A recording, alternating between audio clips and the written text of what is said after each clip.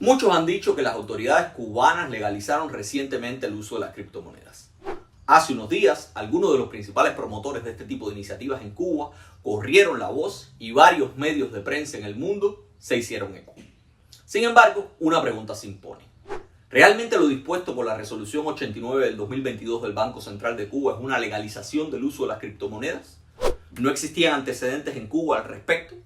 ¿Hace falta legalizar algo que no estaba prohibido, al menos no formalmente? Acompáñame en este video y prometo responder estas preguntas en unos pocos minutos. El uso de criptomonedas por parte de personas naturales, o sea, por gente común, nunca ha estado prohibido en Cuba. De hecho, en la resolución 215 del Banco Central, publicada en agosto del 2021, eso se dejó claro. Bueno, se dejó dicho, pero no sin advertencias. Esas consecuencias pudieron ser apreciadas cuando se procesaron penalmente, no por estafa, sino por actividad económica ilícita, a varios de los principales impulsores cubanos de la red internacional de criptoactivos, Trust Investing. El uso de criptomonedas no estaba prohibido, pero la generación de lucro a través de una actividad y una plataforma no reconocida o licenciada por el gobierno, parece que sí. Hacia allí va la nueva regulación de la que muchos medios se han hecho eco. La resolución 89 del Banco Central.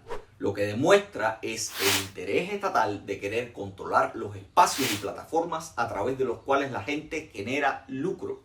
Mucho más si ese lucro permite participar en un esquema que muchos analistas consideran pudiese ayudar a evitar las sanciones estadounidenses impuestas fundamentalmente al sistema financiero cubano. La resolución 89 del 2022 del Banco Central de Cuba, publicada en la Gaceta Oficial del 26 de abril del propio año, no legaliza el uso de las criptomonedas entre personas naturales. Como dije, esa era una actividad que nunca había estado expresamente prohibida. La mentada normativa lo que deja claro es que plataformas y operadores de servicios con criptoactivos como Trust Investing necesitan una licencia del Banco Central para poder operar desde y para Cuba.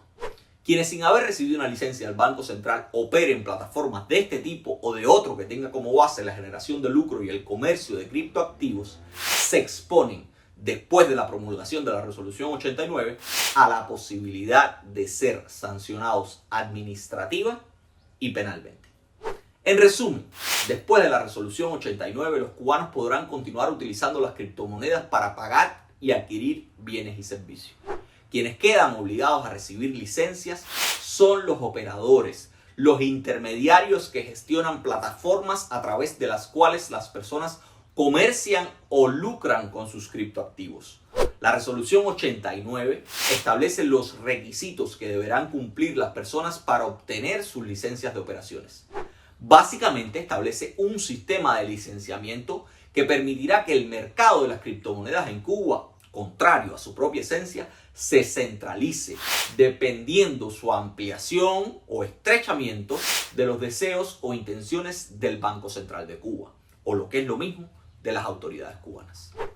Si quieres tener más detalles de lo que establece la nueva resolución del Banco Central de Cuba y de las obligaciones que asumen quienes reciban licencias de esta institución, te invito a que cheques el link que te he dejado en el copy de este video.